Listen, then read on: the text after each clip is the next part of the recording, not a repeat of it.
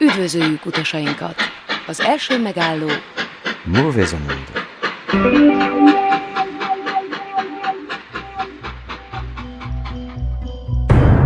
...122.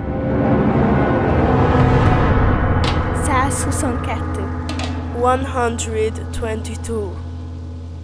J'ai lu quelque part que toutes les superstitions connues dans le monde se trouvaient rassemblées dans les Carpates. Comme si ce pays était le centre de quelques tourbillons des imaginations. S'il en est ainsi, mon séjour va être des plus intéressants.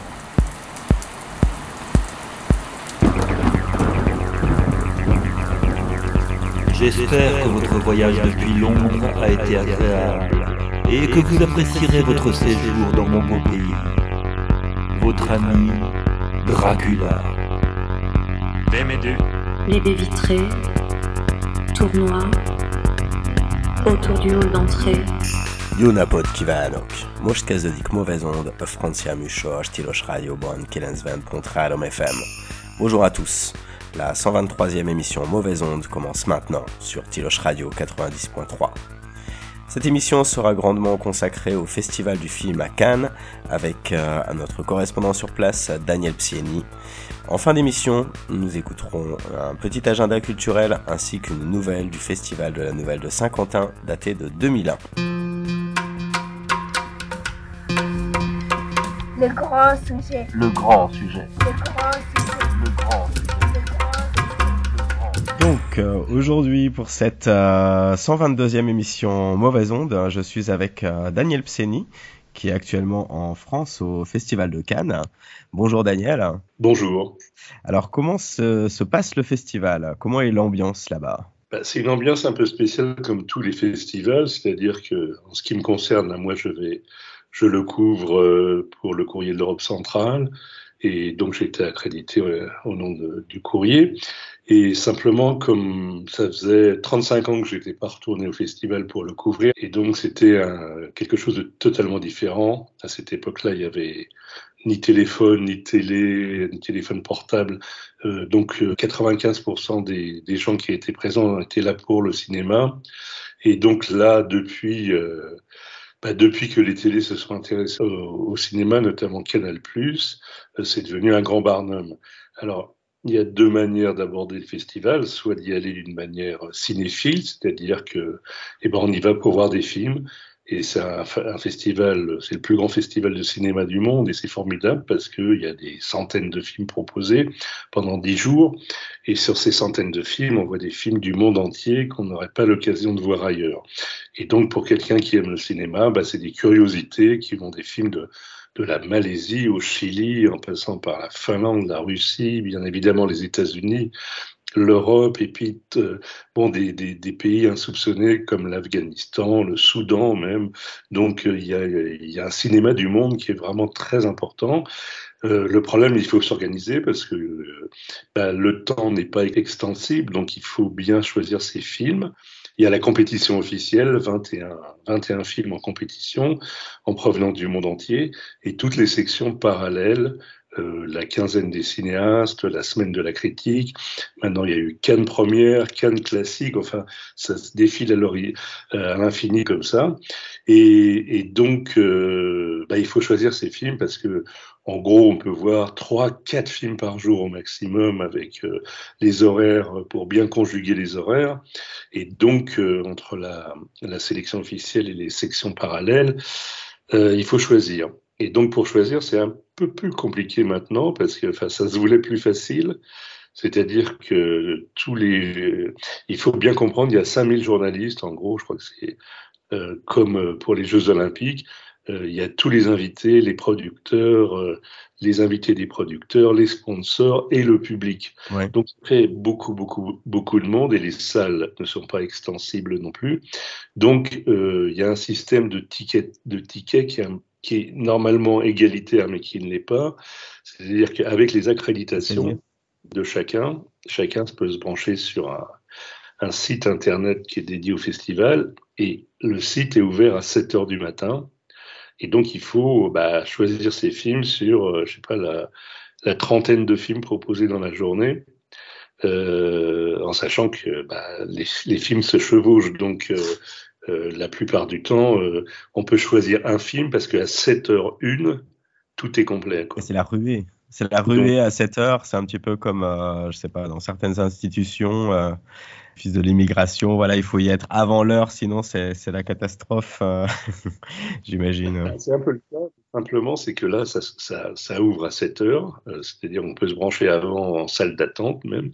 Et donc, dès que ça ouvre, chacun y a accès. Alors, c'est faux en même temps parce qu'il y a des hiérarchies d'accès pour tout à chacun, y compris pour les journalistes. Il y a plusieurs accès.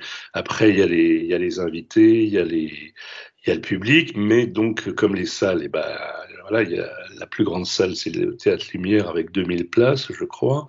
Les autres, c'est pas énorme, 500, 800 places. Et quand il y a des milliers et des milliers de gens qui se connectent à 7h moins 1, et qu'à 7h01, c'est-à-dire que on peut cliquer sur le film qu'on veut, mais il est déjà complet. Alors bon, faut jongler avec ça. Des fois, on prend ce qu'il y a, ce qui reste dans les films, mais bon, on peut jouer avec les invitations, ce que font la plupart des gens qui ne sont pas là pour le cinéma, parce que la deuxième façon de venir à Cannes, c'est pour les paillettes et se montrer. Et donc là, il y a de quoi faire, parce qu'il y a les télévisions, les radios, les photographes, et il y a une montée emblématique des marches pour le film du soir de la compétition, avec tenue de soirée obligatoire, c'est-à-dire smoking pour les hommes, avec pas de basket, des chaussures noires, et robe de soirée pour les femmes, et des talons. Et donc, alors la plupart du temps, dans les 4 heures, enfin je fais ça à la louche, mais enfin 90% des gens viennent pour voir cette séance, viennent pour se montrer, parce qu'il y a des centaines de photographes sur le tapis rouge. Et parallèlement à cette projection, il y a les projections presse et les projections pour tout le monde, qui à la même heure, mais en tenue correcte, c'est tout. C'est-à-dire qu'il n'y a pas besoin de costume ou de smoking. Et donc, il y a toute une organisation à mettre en place. Personnel, c'est-à-dire que c'est un chemin un peu difficile le matin et de bien conjuguer tous les horaires entre la fin d'un film, parce que la plupart du temps, les films maintenant font plus d'1h30, vraiment c'est autour de 2h, 2h15. Et la première séance du matin à Cannes, c'est 8h30. Donc, bon, faut se réveiller. Il y a des fois c'est un peu compliqué, surtout quand on s'est couché tard la veille, parce que bon, il y a des dîners, il y a des fêtes. On n'est pas obligé d'y aller, mais enfin, bon, c'est plutôt agréable d'aller boire un verre quand il fait beau. Et donc, c'est un marathon assez fatigant de 10 jours. Au bout de 10 jours, on est un peu fatigué, on a envie de récupérer un peu. Mais on voit de très beaux films, des choses moins bien évidemment, parce que tout n'est pas égal. Et tout le cinéma mondial, ce qui se fait de mieux dans le cinéma mondial, vient à Cannes. Alors moi, j'ai vu des films formidables. Là, bon, un qui était hors compétition, c'est le film de Martin Scorsese avec De Niro et DiCaprio, et donc qui a été la projection de Cannes, puisqu'il y avait une seule projection et tout le monde voulait y aller parce que De Niro, Scorsese et DiCaprio étaient dans la salle, étaient venus des États-Unis. Et donc il y a tout ce phénomène autour des films, mais au-delà de ça, la qualité du film de Scorsese que j'ai vu est vraiment formidable. Donc c'est 3h27 de film, mais bon, on est scotché sur son fauteuil, on est dans des bonnes conditions, et c'est ça l'avantage de Cannes aussi, c'est-à-dire que c'est des grandes projections tout à fait bien organisées, on est dans des grandes salles, dans des fauteuils bien confortables, et donc c'est une vraie vision du cinéma très agréable. Après, il y a d'autres films dans les autres sections et qui permettent de visionner, je te disais, des films du monde entier qui n'auraient pas leur chance à passer ailleurs. Et moi, j'y suis allé aussi parce que cette année, même si le cinéma de l'Europe centrale était très discret dans la sélection, il n'y avait aucun film hongrois, ni par exemple aucun film qui ont beaucoup de récompenses ces dernières années. Il y en a aucun n'a été sélectionné. Il y avait juste un court-métrage dans la section des courts-métrages, mais il y avait dans le cadre de ciné classique, c'est-à-dire c'est tous les vieux films qui sont restaurés en 4K, enfin qui sont remis en forme, disons, qui sont diffusés avec quelques chefs-d'œuvre et quelques raretés surtout. Et là, cette année, dans le cadre du cinéma hongrois et de l'Institut national du film hongrois qui l'a restauré en 4K. Il diffusait le film de Judit Telek qui s'appelle La Dame de Constantinople, qui date de 69 et qui a été entièrement restauré en noir et blanc. Et Judit Telek, 85 ans, avait fait le déplacement à Cannes pour présenter le film, qui était une grande émotion parce que cette vieille dame qui venait à Cannes malgré la fatigue. Et pour la petite histoire, son film avait été sélectionné en 1969 dans le cadre dans la section la semaine de la critique. Et donc, il y a 55 ans. Et de fait, le fait de revenir comme ça 55 ans après avec son film, c'était pour elle très important. Et le film a été très bien accueilli. Alors, c'est sur l'histoire à Budapest d'une vieille dame qui doit céder son appartement parce qu'il est et d'en prendre un plus petit, et donc il y a cette histoire du marché d'échange de l'appartement qui existait en Hongrie à une époque, et donc elle est revenue présenter ce film avec le directeur de l'Institut national du film de Budapest, et qui a été très bien accueilli du public. Voilà, ça permet aussi à des anciens et à des grands cinéastes de revenir, de refaire connaître leurs œuvres, et Cannes, pour ça, c'est un carrefour fondamental, quoi. Après, encore une fois, il y a le travail, si on considère ça comme un travail de regarder des films, et il y a le divertissement. Alors, il y a beaucoup de divertissement à Cannes, beaucoup de paillettes, beaucoup de m'as-tu vu, de se faire voir, ce que je disais au départ. Bon, ça c'est un peu plus ennuyeux parce que les télés ont trusté ça, ont transformé complètement ce rendez-vous cinéphile en un rendez-vous people, quoi. Et donc, malgré le fait qu'il y ait tous les grands acteurs du cinéma, les grands metteurs en scène de tous bords qui viennent pour présenter leur film, ça reste, les paillettes passent avant le film. Bon, c'est un peu gênant parce que de fait, il y a une bataille là-dessus pour aller voir des films, alors que d'autres ne peuvent pas y aller parce qu'ils n'ont pas les invitations, parce qu'il n'y a plus de place. Enfin, tout ça est un peu contradictoire. Excuse-moi de t'interrompre, est-ce que justement tout un chacun peut voir ces paillettes? Parce qu'on a l'impression qu'effectivement à la télé, les journalistes ou les télévisions arrivent à capter les images des stars, mais quelqu'un qui se promènerait à Cannes, est-ce qu'il peut voir ce côté paillettes, finalement, voir les gens monter sur les marches, ou bien est-ce qu'il y a trop de monde? Non, de toute façon, il y a trop de monde, c'est très organisé, très policé, c'est-à-dire de la police vraiment partout, de sécurité de tous les côtés, donc il n'y a pas d'accès, il faut des badges pour circuler en ville, et en plus, pour la télé, ils laissent quelques anonymes, entre guillemets, c'est pas du tout méprisant quand je dis ça, mais des gens qui se mettent devant les marches, ils les laissent venir pour qu'ils puissent signer des autographes, mais ce qu'il faut bien comprendre, c'est quand il y a une séance à 18h, par exemple, pour la montée des marches, qu'on appelle, les gens arrivent à 11h du matin, alors quand il fait un cagnard, des fois il fait très chaud, des fois Et donc, il y a cette image qui reste des gens qui veulent voir. Alors, il y en a très peu, c'est une poignée. Et puis après, le mieux, c'est de regarder à la télé parce que la montée des marches maintenant est faite pour la télévision. C'est-à-dire qu'on montre et c'est sponsorisé au moins par les grandes marques de couture, enfin des grands couturiers, sponsorisé par les marques de luxe, des très grands luxes. Et bon, le Festival de Cannes, c'est le festival de l'argent surtout. Donc, c'est aussi ça. Ouais. C'est les grandes voitures, les grandes coutures et les grands hôtels, les grands palaces. Donc, à partir de là, il y a une économie qui se met en place où tout le monde n'a pas accès, quoi.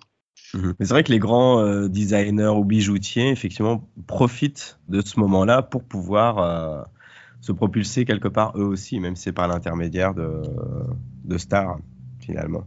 Et est-ce qu'il y a eu cette année des robes un peu spéciales, parce que d'habitude c'est un petit peu ça, des talons extrêmement hauts, personne n'est tombé sur les marches, par exemple? Écoute, j'ai pas vu, moi, enfin, j'ai monté une fois les marches pour tout te dire, donc bon, il y avait des belles robes, mais moi je regarde pas spécialement, enfin, j'étais pas devant la télé D'accord. quand je n'étais pas, quand je n'ai pas monté les marches, donc comme je l'ai fait qu'une fois, bah, j'ai vu simplement quelques robes, mais ça dure très peu de temps, et donc bon, je sais plus, je crois qu'il y a 25 marches à monter, mais ça paraît immense pour à la télévision, mais c'est surtout fait pour la télé, c'est-à-dire c'est une usine à rêve. À fabriquer du rêve parce que on pense que tout le monde y a accès. Bon, sauf que simplement c'est la plupart des femmes et des hommes qui viennent sur le tapis rouge, c'est des porte-manteaux de marque, de bijoux et donc à partir de là, voilà, c'est des sponsors à qui on donne l'occasion de montrer leur création. Alors pourquoi pas, parce que c'est de l'art aussi, la haute couture, mais je pense que ça n'a pas grand-chose à faire avec le cinéma. Oui, j'imagine. Et en fait, actuellement, comme on a un petit peu une multiplication des médias, notamment streaming, et aussi les jeunes regardent pas toujours la télévision, mais voilà, des youtubeurs, etc. Est-ce qu'on sent sur le festival un changement à ce niveau-là? C'est-à-dire, qu'est-ce qu'il y a des films qui auraient été faits, par exemple, pour le streaming, qui se retrouvent dans un festival comme celui-ci? Et d'un autre côté, est-ce que dans les journalistes, il y aurait par exemple des journalistes qui sont ni pour la radio, ni pour la télévision, mais par exemple pour YouTube ou je sais pas, des médias un petit peu comme ça? À Cannes, il y a tous les médias, que ce soit la presse écrite, la presse télé, la presse radio, et maintenant, bon, les sites web, enfin, il y a absolument tout ce qui peut compter les médias, donc des influenceurs, influenceuses, enfin, il y a de tout à Cannes, et c'est là où, plus de 5000 journalistes, ça veut dire qu'il y a tout le monde. En plus, chaque journal vient avec plusieurs journalistes, parce qu'un journaliste ne peut pas couvrir le festival, vu les sections qui sont à couvrir, et donc, voilà. Tout est mélangé, mais pourquoi pas? Enfin, je veux dire, tout le monde a sa place et peut rentrer. De l'autre côté, les films faits pour les Netflix ou les Apple TV ou autres, ils existent. Le plus grand qui s'est passé, c'est celui de Scorsese qui est fait pour Apple TV avec la Paramount. Et donc, c'est Ah oui, un film d'accord. hors compétition, mais il y a eu un accord avec la direction du Festival de Cannes pour le diffuser en film enfin en salle, étant donné que Apple TV a donné son accord comme quoi le film, après, à travers le monde, sortirait en salle. C'est-à-dire qu'il y a plein de films qui n'ont pas eu accès à Cannes qui étaient faits pour Netflix, par exemple, et qui ne sortaient pas en salle. Et donc le cinéma, ça c'est Thierry Frémaux, c'est le délégué général du festival, a mis un point d'ordre en disant que le festival du cinéma, c'est fait pour le cinéma et pas pour la C'est pour télé. le cinéma. Et donc, alors il y a des compromis comme celui du film de Scorsese, mais parce que c'est aussi Scorsese, parce que ça attire du monde, parce que c'est très important comme cinéma. Et donc, petit à petit, je pense que les films faits pour les grandes plateformes auront leur place à Cannes petit à petit, parce qu'il y a aussi un problème légal sur la diffusion des films à la télé après leur passage en salle. C'est-à-dire qu'en France, c'est très strict. Et donc, il faut attendre quelques mois avant que ça passe à la télé, alors que les films en streaming, enfin directement sur les plateformes, il n'y a plus cette obligation légale. Et donc, bon, c'est un problème en France et ça existe un peu dans d'autres pays, mais enfin en France, c'est très très strict. D'accord. Et pour le film de Martin Scorsese, donc le titre, c'est, je crois, Killers of a Flower Moon. Exactement. Est-ce que, alors sans vraiment le spoiler, quelle serait un petit peu l'histoire, comme tu l'as vu? Ah, mais c'est pas le spolier, c'est-à-dire que c'est une histoire vraie tirée d'un livre qui a été écrit par un Américain, c'est-à-dire que ça se passe au début des années 1920, non pas 2020, mais 1920, donc au siècle dernier. Et donc, c'est une tribu d'Indiens qui était sur ces terres dans l'Oklahoma, et le gouvernement américain leur a donné ces terres après avoir massacré beaucoup de tribus d'Indiens. Enfin, ils avaient laissé les Indiens sur cette terre, et cette terre, ils ont découvert que c'était un puits de pétrole absolument gigantesque. Et donc, les Indiens sont devenus tout d'un coup très riches, de fait, par la découverte de ces puits de pétrole. Et les Américains, les Blancs, disons, ont voulu par tous les moyens récupérer cette terre et donc d'éliminer les Indiens. mais sans faire la guerre. Et donc toute l'histoire, c'est que c'est un des notables de l'Oklahoma, qui est interprété par De Niro, qui organise toute une série de meurtres des Indiens. C'est une histoire vraie en plus, hein, c'est pas de la fiction, par l'intermédiaire de son neveu qui revient de la guerre de 14, et donc qui se marie avec une Indienne, et petit à petit, il est sous sa coupe et il fait éliminer tous les Indiens pour récupérer l'héritage. Oui, d'accord. Et toute l'histoire est là-dessus, c'est-à-dire qu'à la fin, le neveu qui est interprété par Leonardo DiCaprio, il craque et donc il dénonce son oncle, comme quoi c'est lui qui est à l'instigateur de tous ces meurtres. Et donc, bon, on reconnaît tout le style de Scorsese, c'est pas un film sur la mafia, mais c'est un gros parrain, c'est la même racine avec des personnages tout à fait importants, intéressants. Et donc voilà, ça dure 3h30, mais on s'en lasse pas. Et enfin personnellement, et c'est un très grand film, c'est des grands moyens parce que les plateformes et les studios de cinéma ont mis beaucoup de moyens financiers pour Scorsese et ça se voit à l'écran et c'est du grand cinéma qu'on en prend plein la figure. Ouais, j'imagine. Et comment était la direction artistique de ce film? Comment est l'ambiance en général? C'est vraiment du Scorsese pur ou vraiment on a des gens un petit peu qui suent comme ça sur des longs plans ou bien c'est un peu différent? Oui, c'est la patte Scorsese, c'est-à-dire c'est pas la même violence que dans les autres films qu'il a fait sur soit Les Affranchis ou même Casino ou autre.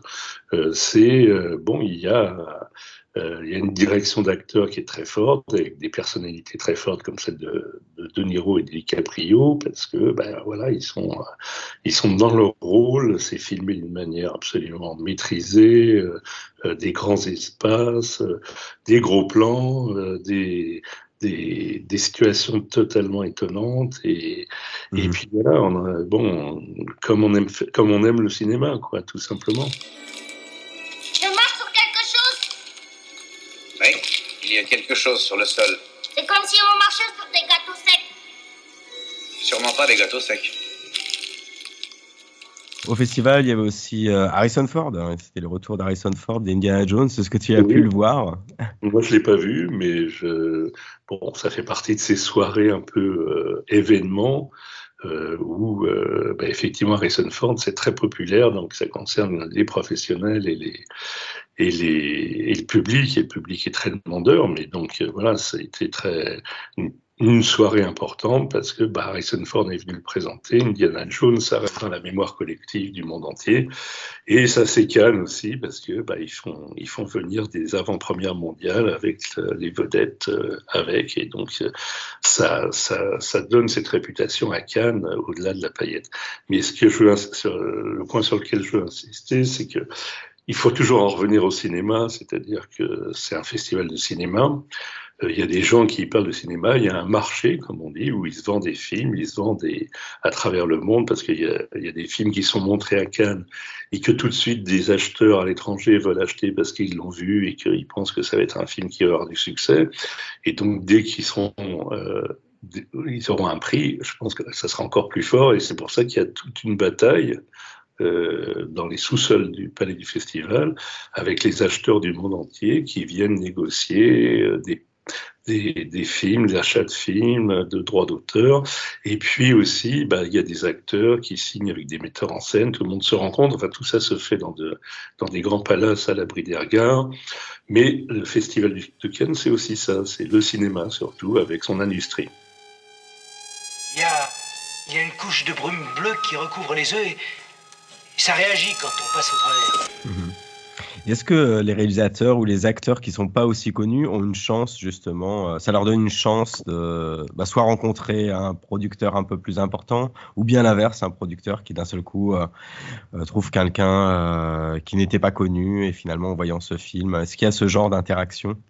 Oui, bien sûr, mais on les sait après, mais effectivement, ce sont des rencontres qui se font ici ou là, des gens qui voient ou des réalisateurs qui voient des films avec des acteurs du monde entier, donc ils repèrent un acteur parce que ils le trouvent bon et qu'ils veulent dans leur scénario, ils rentrent tout à fait. D'autres choses qui se proposent ici ou là, des projets qui naissent et qui vont mourir le lendemain. Enfin, il y a tout ça qui se trame à Cannes, et ça c'est une réalité parce que c'est comme ça que vit le cinéma d'ailleurs.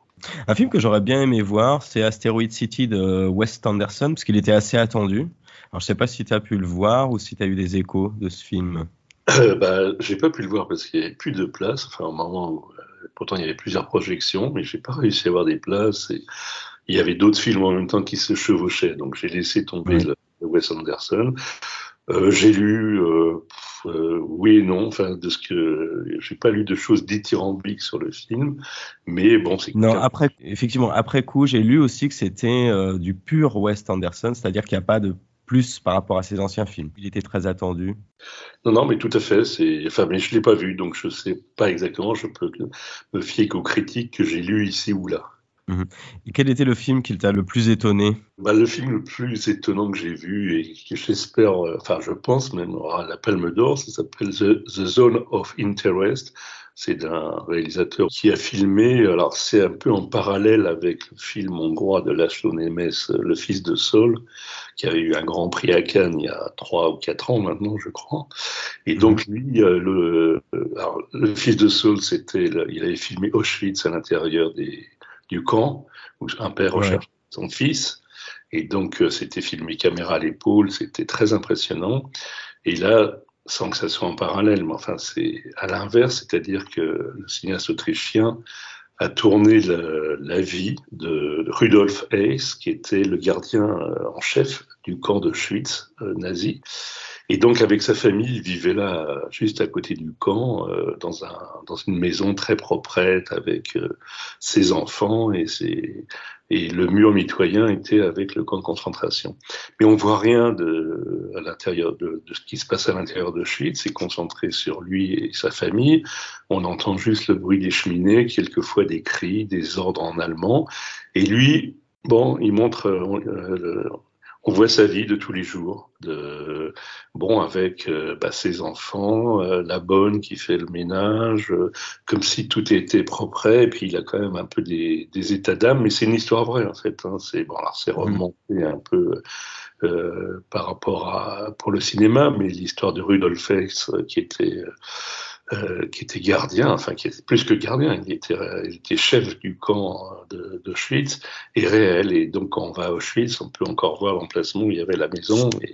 Et c'est une histoire terrible. C'est filmé d'une manière tout à fait magnifique avec plusieurs caméras. Les acteurs sont éblouissants parce que, d'une sobriété. Et ça fait froid dans le dos. En plus, moi, je l'ai vu un matin à 8h30 du matin. Ça étonne, mais je pense que c'est un film, s'il n'a pas la palme, il sera au palmarès, ça c'est clair. D'accord. C'est vrai que c'est pas le plus évident dès le matin, en fait, de voir un film sur sur le génocide. C'est assez dur. Et dans le film, finalement, lui savait ce qui se passait et sa famille ne le sait pas. C'est lui qui organisait c'était la solution finale appliquée. C'était un dignitaire nazi, Rudolf Hess, et donc voilà. Mais on voit comment ça se passe avec les autres. Enfin, il n'y a pas Hitler, mais il y a les autres dignitaires nazis aussi qui sont là, de mettre en place certaines pratiques et notamment, il parle effectivement à la fin de 44 sur qu'il faut exterminer les Hongrois, quoi. C'est-à-dire que là, ce qui s'est passé en Hongrie, c'est que tous les Juifs, en quelques mois, il y a eu 600 000 Juifs qui ont été envoyés au Auschwitz à travers toute la Hongrie. C'est terrible. Hein. Et est-ce qu'il y avait des films, d'autres films peut-être, qui t'ont marqué ? Oui, il y a plein de films, mais simplement, il y a les films des habitués, entre guillemets, c'est-à-dire le film de Nanni Moretti, Vers un avenir radieux, qui est un petit peu en dessous de ce qu'on peut attendre. Il y a surtout le film de Aki Kaurismäki, Les Feuilles mortes, qui est absolument formidable. Je pense qu'il sera aussi dans le palmarès ce soir. Et plein d'autres. Il y a eu le Wim Wenders aussi, dans les habitués. Il y a un film de Ken Loach aussi. Oui, je n'ai pas vu le Ken Loach. Là, il a été diffusé vendredi soir. Et donc, bon, forcément qu'il y aura des surprises, mais il y aura aussi des certitudes de films qui sortent vraiment du lot. Et donc, dans les surprises, il y avait par exemple un film de Mongolie qui a eu un prix dans la semaine de la critique que j'ai vu, qui est absolument formidable aussi. Donc voilà, des films comme ça de Mongolie qui n'auraient jamais eu leur chance. Il y a des films sudanais. Enfin, bref, il y aura sûrement des surprises, mais de l'autre côté, ça leur permet d'exister. Sans ça, ils n'auraient jamais existé s'il n'y avait pas eu Cannes. Mmh. Et alors j'ai vu finalement dans les catégories, il y a les séances spéciales. Mais c'est quoi les séances spéciales?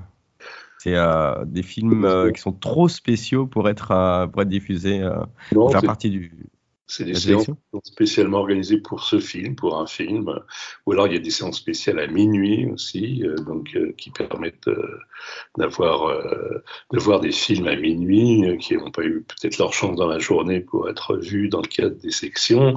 Bon, il y a plein d'endroits, mais voilà, il y a des salles en dehors de la ville, dans la ville, des salles de cinéma normales, enfin ce qu'on peut dire normales.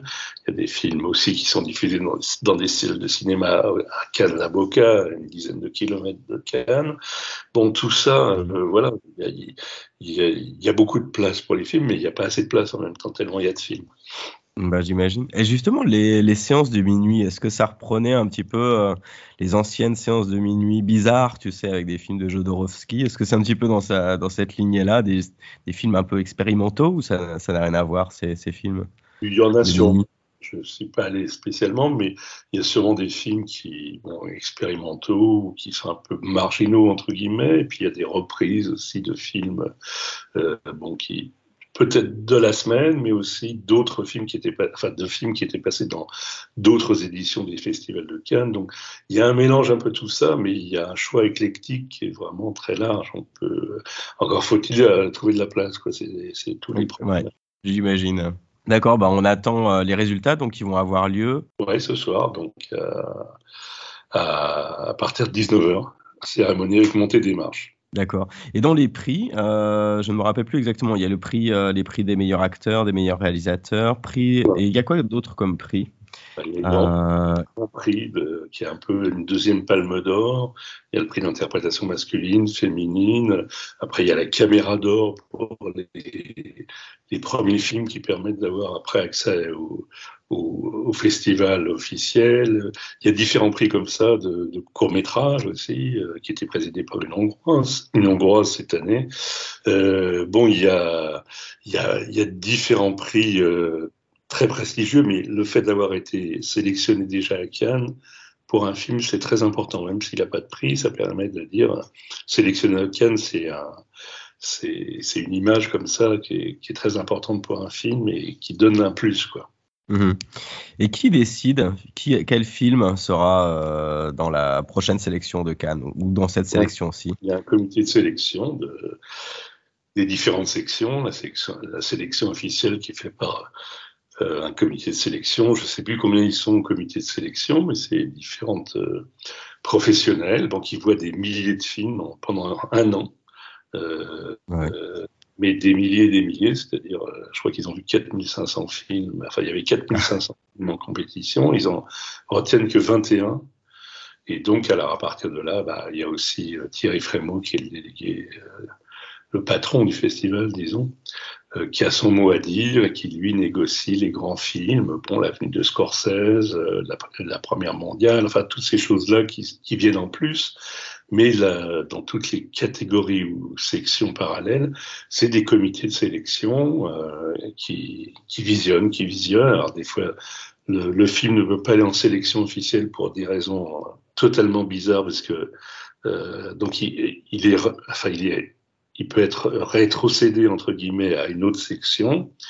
Et il y a des films qui, jusqu'à la veille de l'annonce de la sélection, sont en compétition. Et une heure plus tard, ne sont plus en compétition pour des raisons, encore une fois, que personne ne connaît. Alors, cette année a été connue parce qu'il y avait un film qui avait été sélectionné la veille et 1 heure avant l'annonce, il a été retiré. Là, c'est le film de Catherine Breillat, je crois, c'était celui-là, oui.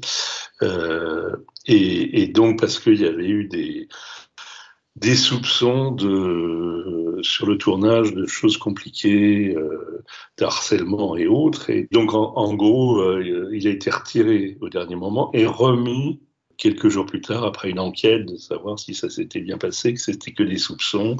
Bref, et donc il est en compétition et on verra samedi soir, ce soir, comment ça, s'il a passé malgré tout le jury qui est composé de plusieurs professionnels aussi, et donc voilà, qui n'est pas insensible à ce qui se passe dans la vie, quoi. Donc au-delà du cinéma, malgré tout, il juge le cinéma, mais bon, le cinéma fait partie de la vie, quoi, avec tout ce qui s'y passe. D'accord. Et donc les films du Festival de Cannes ont plus de chances de se retrouver dans les cinémas après, j'imagine. Oui, non, beaucoup s'y retrouvent, mais il y a beaucoup de films qu'on ne voit pas. Et même, il se peut qu'il y ait des palmes d'or qui ne fassent pas du tout d'entrée, malgré la récompense suprême. Il y a eu des films qui n'ont pas du tout marché vis-à-vis du public pendant des années. Et puis, il y a des films qui, grâce à cette palme d'or, n'auraient jamais existé. Et là, d'un coup, se retrouvent propulsés. Voilà, en plus, ça permet aux réalisateurs, aux producteurs de refaire des films. C'est aussi ça qui est important. C'est-à-dire le prestige d'un prix à Cannes permet aussi à des producteurs, à des diffuseurs, à des acteurs aussi de se projeter dans un futur film parce qu'il y a cette auréole d'un cinéaste qui a été primé à Cannes. Donc ça joue beaucoup. Est-ce que le fait de voir autant de films, ça te donne pas envie de participer à un film ou d'en faire un toi-même ? Ah, pas du tout, non. Le vrai plaisir du cinéma, pour moi, c'est de le regarder, de voir des films, d'aimer, de pas aimer, de m'énerver, d'être enthousiaste, d'apprécier des histoires qu'on me raconte pendant 2 heures dans un fauteuil. On peut regarder, on peut même dormir un peu si on a envie. Donc, tu vois, c'est un vrai plaisir le cinéma, mais le cinéma dans la salle, quoi.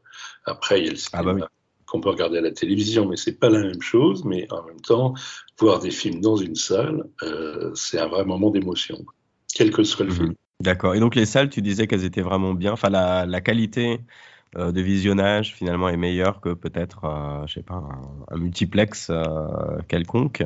La qualité des projections est impeccable parce que c'est ça aussi qui fait la différence d'un festival. C'est que la pellicule, c'est même plus de la pellicule, c'est du numérique, mais ça ne saute pas et le son est parfait. C'est pas flou. Voilà, c'est des conditions de visionnage qui sont impeccables tout au long du festival, quoi. D'accord.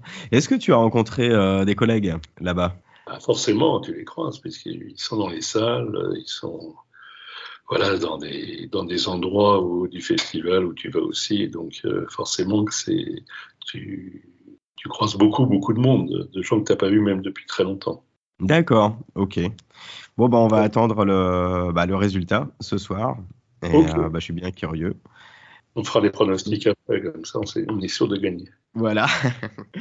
Ok, je te remercie Daniel, on va clore l'émission, je pense.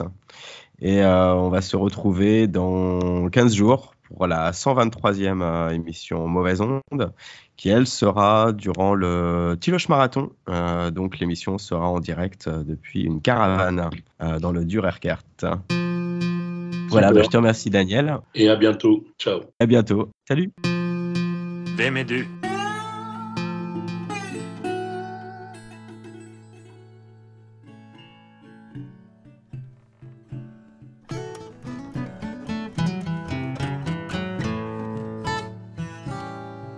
This is a Cajun story, as told by the late famous J.J. Renaud. She learned it from her grandmother, but it must be as old as the lonesome Louisiana moon.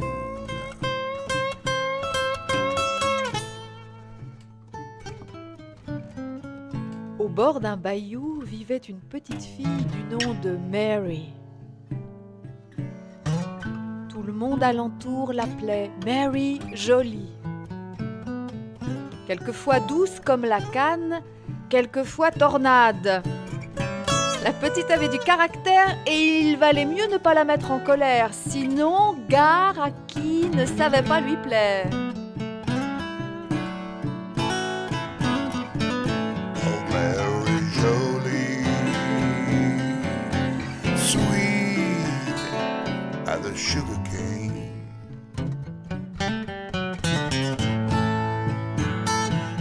But Mary Jolie, she could be worse than a hurricane.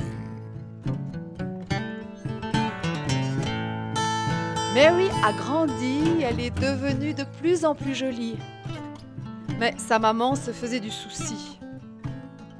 Sa Mary chérie n'était pas pressée de se trouver un mari. Sa fille voulait voir du pays et aucun des garçons qui lui faisaient la cour ne lui plaisait. Non, celui-là est trop grand, celui-là pas assez maigre, un autre trop bavard, un autre incapable de danser, un qui savait pas chanter, puis le dernier qui ne savait même pas l'embrasser. Ah, il n'avait qu'à aller se rhabiller, lui. Un matin, la maman de Mary s'est fâchée tout rouge.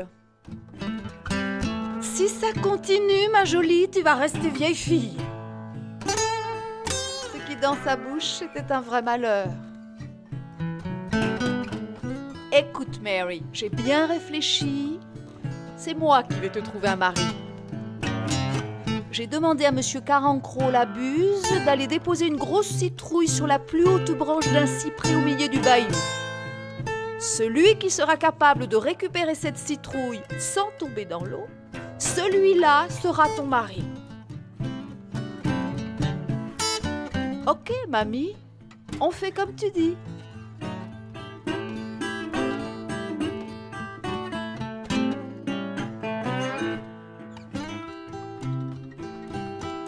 Le week-end arrive et tous les garçons sont là, ils s'agitent comme des fous au bord du bayou.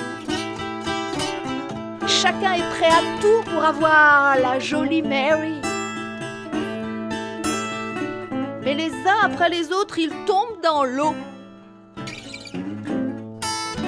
Mary les regarde. Mary rit.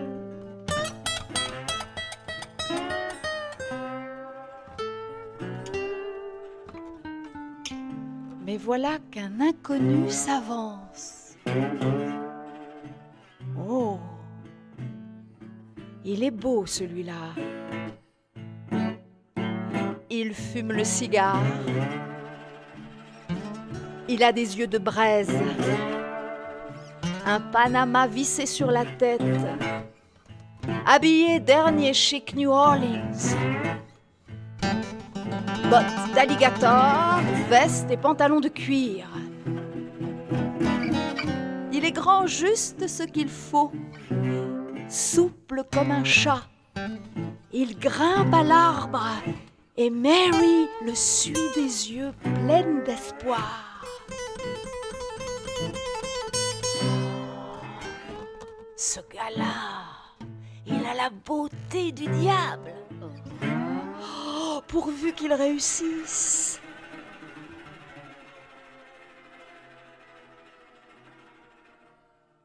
Et avant de comprendre ce qui lui arrive, voilà Mary mariée. Oh, Mary Jolie, so you're gonna marry that guy.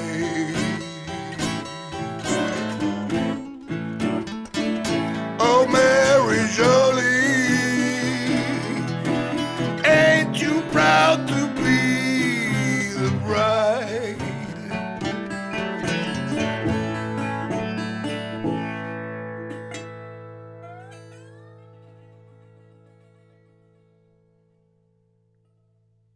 Mary s'en va.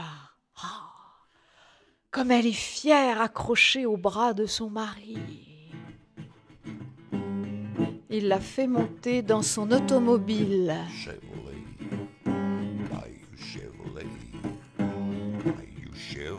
Et la maman de Mary, les larmes plein les yeux, voit sa fille chérie s'éloigner dans la Chevrolet.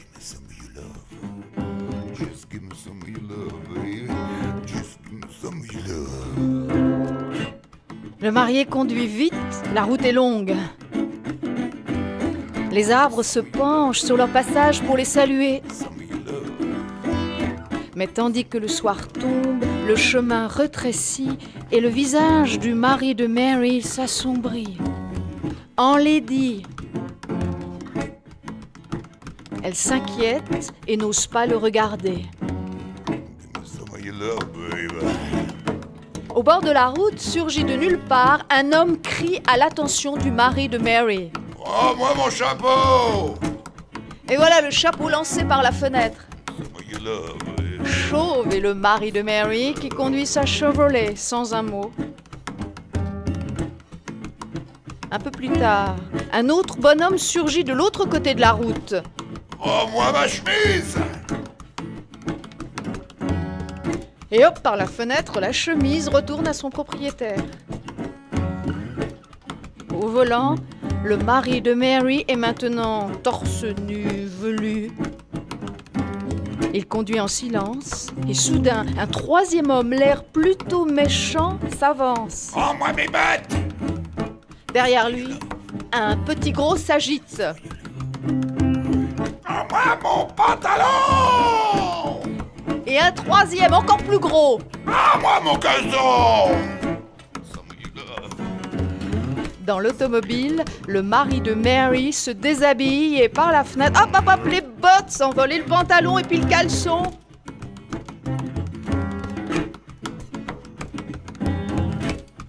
Nu comme un ver, le mari de Mary arrête le moteur, descend de l'automobile et disparaît dans la nuit.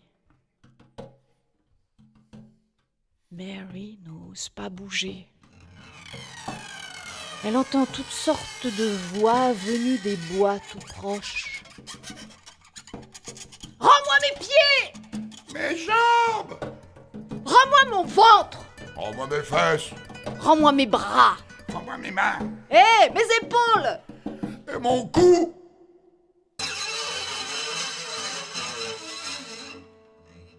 Éclairée par la lune, la tête du mari de Mary roule avec ses yeux de braise, son cigare aux lèvres, la tête roule sur la route.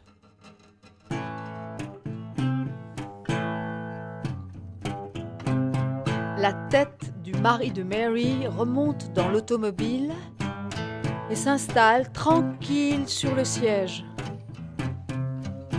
La Chevrolet redémarre. Mary est terrorisée. Après quelques tournants, la tête dit « Descends, on est arrivé !» Mary découvre une pauvre cabane. Une planche sert de porte, le toit est pourri et devant se tient une vieille toute ratatinée. « C'est ma mère !» dit le mari de Mary. « Je vous laisse, j'ai affaire. » Il disparaît derrière un nuage de fumée. « Où suis-je » demande Mary. « Chez le diable, c'est lui ton mari. C'est mon fils. »« Oh mais c'est impossible, vous dites ça parce que vous êtes jalouse. » Viens avec moi, ma jolie. La mère du diable entraîne sa belle-fille de l'autre côté de la cabane, devant un hangar. Elle ouvre une porte cadenassée et Mary découvre, horrifiée, des femmes suspendues par leurs cheveux à des crochets. Tu vois ça? Le même sort t'attend si tu cherches à fuir. Reste avec moi, je t'aiderai du mieux que je peux à supporter mon fils. Jamais! Si vous ne voulez pas m'aider, eh bien moi je me débrouillerai toute seule. Petite, tu ne connais pas mon fils. Il peut prendre toutes les apparences. Devenir feu, fumer, chevaucher le vent, devenir invisible, tu ne pourras pas lui échapper. Ah, il faut être très, très, très, très courageuse, mais... Je vous dis que moi, je ne veux pas rester là. Bon, eh bien, je vais essayer de t'aider.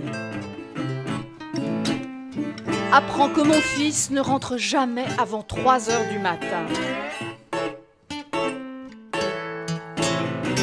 Il déteste la lumière du jour. Il ne sort que la nuit, le reste du temps, un coq veille sur son sommeil. Mais attention, si ce coq t'entend partir, tu es fichu. Tu dois aller au poulailler du diable, endormir le coq, puis ramasser 6 œufs pourris. Tu te sauveras avec. Bonne chance, ma petite.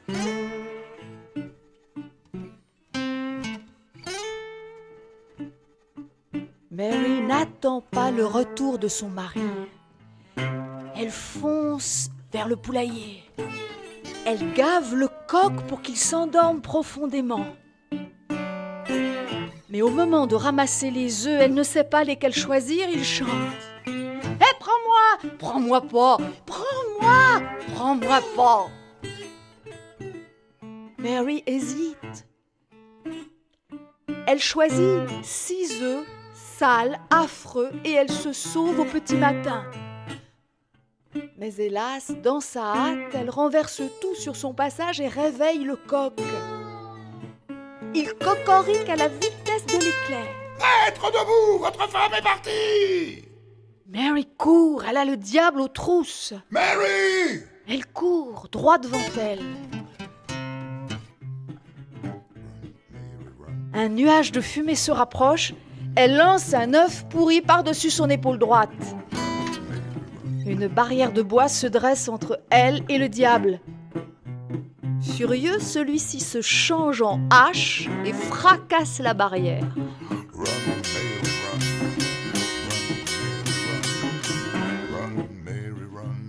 Mary court sans s'arrêter.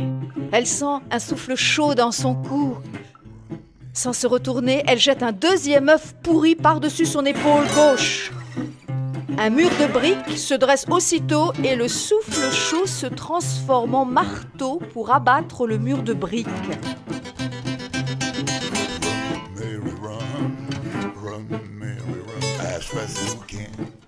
Mary court à perdre haleine, mais de nouveau le diable est sur ses talons. Il va la rattraper, elle se retourne, il est devenu invisible. Affolée, elle lance un 3e œuf pourri par-dessus sa tête et un mur de pierre se dresse entre elle et le diable. Lui se change en marteau-piqueur et les pierres volent en éclats. Mary n'en peut plus, ses jambes fléchissent. Elle lance encore un œuf pourri sans se retourner et un rideau de fer surgit. Le diable grogne, se change en grue et arrache l'obstacle. Mary est à bout de force. Une boule de feu est à ses trousses. Une boule de feu se rapproche. Mary a chaud. Elle tombe évanouie en lançant son 5e œuf pourri. L'œuf rencontre la boule de feu et cette fois, un mur de flammes s'élance vers le ciel.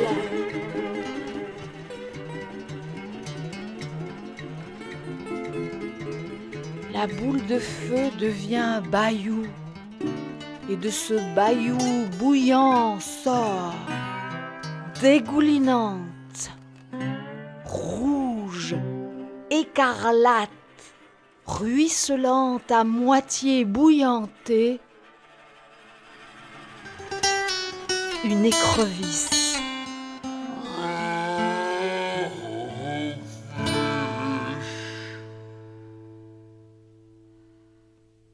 Quand Mary revient à elle, l'écrevisse est à ses côtés, ricanante, ruisselante. Mary hurle de frayeur. Elle laisse tomber à ses pieds son 6e œuf pourri. La terre tremble, l'écrevisse est engloutie. Et voilà que naît le Mississippi. Mississippi River is rolling through my head. Oh, well, that Mississippi River is rolling through my head. Le Mississippi dans toute sa splendeur. Large, profond, comment le traverser? C'est alors qu'une grand-mère crocodile s'approche. Sans hésiter, Mary la supplie. « Grandma, please, fais-moi traverser. »« Ah, et si je te dévore, ma jolie ?»« Ça m'est égal, tout m'est égal, mais je ne peux pas rester la femme du diable. » La grand-mère crocodile aime ce courage et elle invite Mary à monter sur son dos. La traversée est rapide et une fois de l'autre côté, Mary remercie et gagne à pied la ville de la Nouvelle-Orléans. Laissons-la arriver et nous, retournons là-bas, au bord du Mississippi. Il est là, le diable. Il voit revenir la grand-mère crocodile. Il prend sa voix de velours, sa voix des grands jours. Oh, lady, sweet lady, please, j'ai rendez-vous. La grand-mère crocodile reconnaît le filou, mais elle accepte de le laisser monter sur son dos. Faut payer, monnaie. Le diable paie content. Mais la grand-mère crocodile pique du nez et elle s'enfonce dans les profondeurs du Mississippi. Beaucoup disent que le diable y est resté enlisé. Bien fait pour lui.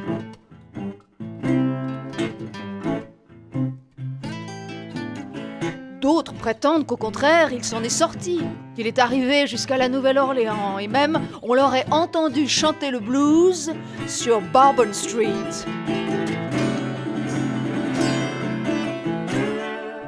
Ce serait même lui, l'inventeur du blues. Il pleure encore sa Mary jolie, sa Mary partie, so sweetie, so pretty.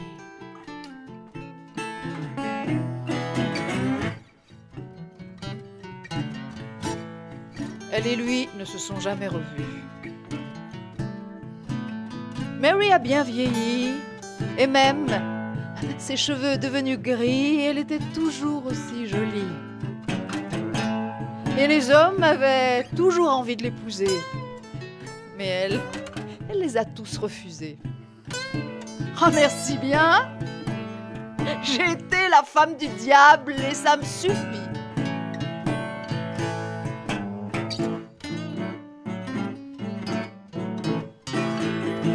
Oh, Mary jolie, elle était douce comme le sucre de canne. Mary jolie, c'était une sacrée bonne femme. Une sacrée bonne femme.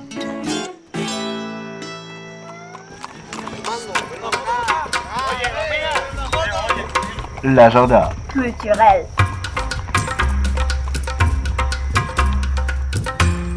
La prochaine exposition de la galerie et librairie ISBN au numéro 2 de Viguța à Budapest, près de Blaha Luzather, s'appelle Bite Me, et le vernissage est prévu mardi 6 juin à 18h. Vous pourrez y voir entre autres le travail de l'artiste Adrienne Kisch. Le Tilos Marathon au Durerkert, c'est très bientôt, c'est du 5 au 17 juin à Budapest. L'émission Mauvaise Onde y sera d'ailleurs en live le samedi 10, en direct d'une caravane avec les Petits Mousquetaires. Moi-même, sous l'acronyme du Fab Mix, et DJ Manjet seront en live le lendemain, c'est-à-dire le dimanche 11 juin de 20h à minuit. Le 101e fanzine La Mine vient tout juste de sortir en version papier ainsi qu'en numérique. Il est en lecture libre sur internet. vous pouvez y retrouver entre autres mon article sur le Piano Day, pages 7 et 8, qui a eu lieu au Lovashoot le mois dernier à Budapest, avec les concerts de Vaigi, Wave of Sound, Arolay, Richard Zaley et Nuage Project. À propos de Nuage Project, la semaine prochaine, vendredi 2 juin, le groupe sera en concert à Gare de Iter à partir de 20h. Pour ceux qui sont à La Réunion, la chanteuse mauricienne Anega est actuellement dans l'île et s'y produira en concert. Elle y reste jusqu'au 31 mai. Voilà, c'est tout pour aujourd'hui. Je vous retrouve dans 2 semaines, samedi 10 juin, pour la prochaine émission Mauvaise Onde, depuis le Durerkert avec vos journalistes préférés. À bientôt.